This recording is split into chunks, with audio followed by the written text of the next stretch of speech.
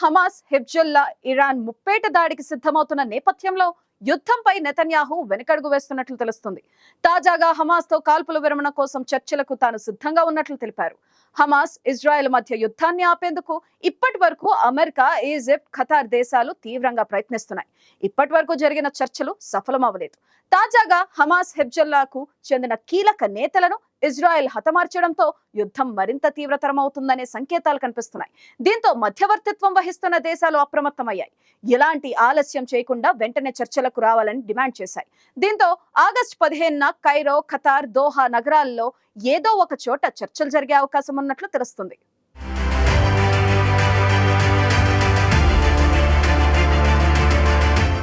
గతేడాది అక్టోబర్లో ఇజ్రాయెల్పై దాడి జరిగిన తర్వాత భీకర యుద్ధం ప్రారంభమైంది. అప్పటి నుంచి గాజాపై ఇజ్రాయెల్ సేనలు విరుచుకుపడుతూనే ఉన్నాయి.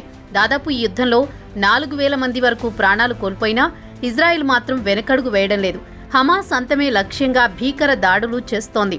ఇప్పటికే హమాస్ చీఫ్ హానియే, కమాండర్ మహ్మద్ డెయీఫ్ను హతమార్చారు. దీంతో యుద్ధం చివరి దశకు చేరుకుందని అందరూ భావించారు. అయితే హానియేను ఇరాన్లో హతమార్చడంతో ఇరాన్ ఇజ్రాయెల్పై కయ్యానికి కాలు దువ్వుతోంది.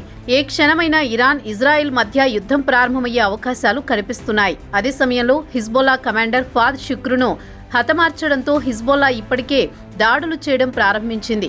ఇక హమాస్ చీఫ్ ఇజ్రాయెల్ హతమార్చడంతో నరరూప రాక్షసుడిగా పేరున్న యహ్యా సిన్వర్ను తమ కొత్త సారథిగా హమాస్ ఎన్నుకుంది. దీంతో ఇప్పుడు హమాస్, ఇజ్రాయెల్ మధ్య యుద్ధం మరింత భీకరంగా మారే అవకాశాలు కనిపిస్తున్నాయి. ఈ నేపథ్యంలో ఇజ్రాయెల్ ప్రధాని నెతన్యాహు వెనక్కి తగ్గినట్టుగా కనిపిస్తోంది. గాజాలో కాల్పుల విరమణపై ఇజ్రాయెల్ ప్రధాని నెతన్యాహు కీలక వ్యాఖ్యలు చేశారు. గాజా కాల్పుల విరమణపై హమాస్తో చర్చలకు తాము సిద్ధమని ప్రకటించారు. అయితే ఈ ప్రకటనపై హమాస్ ఇంతవరకు స్పందించలేదు. ఇజ్రాయెల్, హమాస్ మధ్య ఆగస్టు 15వ తేదీన చర్చలు ఉండే అవకాశం ఉన్నట్టు తెలుస్తోంది.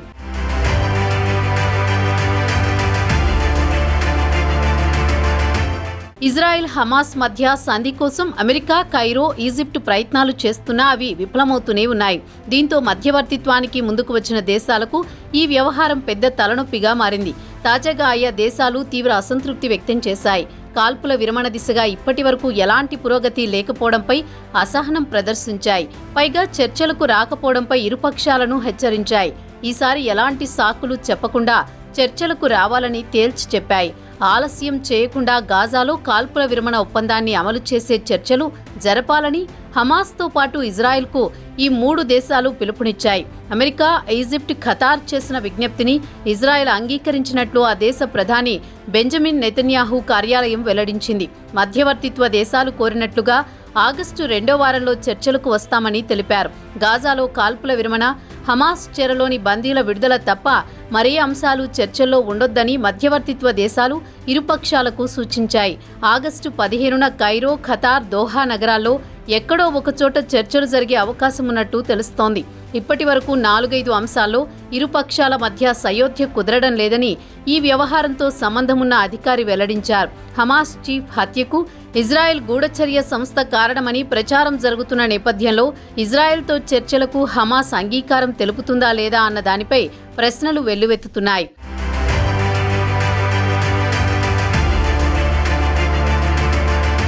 అయితే గతంలో అమెరికా అధ్యక్షుడు జో బైడెన్ కాల్పుల విరమణ కోసం 3 దశల ప్రతిపాదనను చేశారు.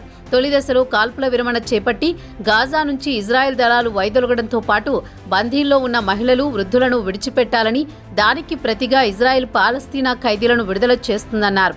ఇక రెండో దశలో గాజా నుంచి ఇజ్రాయెల్ సేనలు పూర్తిగా వెళ్లిపోవడంతో పాటు హమాస్ మిగిలిన బందీలను విడిచిపెట్టాలన్నారు. ఇక 3వ దశలో యుద్ధం కారణంగా నాశనమైన గాజాలో పునర్నిర్మాణం జరగాలి అంటూ బైడెన్ చేసిన ప్రతిపాదనను అప్పట్లో నెతన్యాహు ఖండించారు. హమాస్ను పూర్తిగా అంతం చేయడమే తమ లక్ష్యమని, హమాస్ అంతం కూడా కాల్పుల విరమణలో భాగమేనంటూ అప్పట్లో నెతన్యాహు సంధికి అంగీకరించలేదు. కానీ గాజాలో జరుగుతున్న మారణ హోమాన్ని ఆపాలంటూ అమెరికా, ఖతర్, ఈజిప్ట్ దేశాలు పదే పదే విజ్ఞప్తి చేస్తున్నా నెతన్యాహు మాత్రం అంగీకరించలేదు. అయితే ఇప్పుడు ఇజ్రాయెల్పై అటు హమాస్, హిజ్బుల్లా, ఇటు ఇరాన్ ముప్పేట దాడికి సిద్ధమవుతున్నాయి. దీంతో నెతన్యాహు హమాస్తో సంధికి సిద్ధమవుతున్నారు. ఇక హమాస్ చీఫ్ హానియేను ఇరాన్లో హతమార్చడంపై ఇజ్రాయెల్ ఇప్పటి వరకు స్పందించలేదు. ఒకవేళ ఆ హత్య తామే చేశామని చెప్తే ఇరాన్ దాడి చేసే అవకాశం ఉండడంతో హమాస్ వెనకడుగు వేస్తోంది. దీంతోనే ఇప్పుడు నెతన్యాహు హమాస్తో సంధి కుదుర్చుకునేందుకు ప్రయత్నిస్తున్నట్లు తెలుస్తోంది.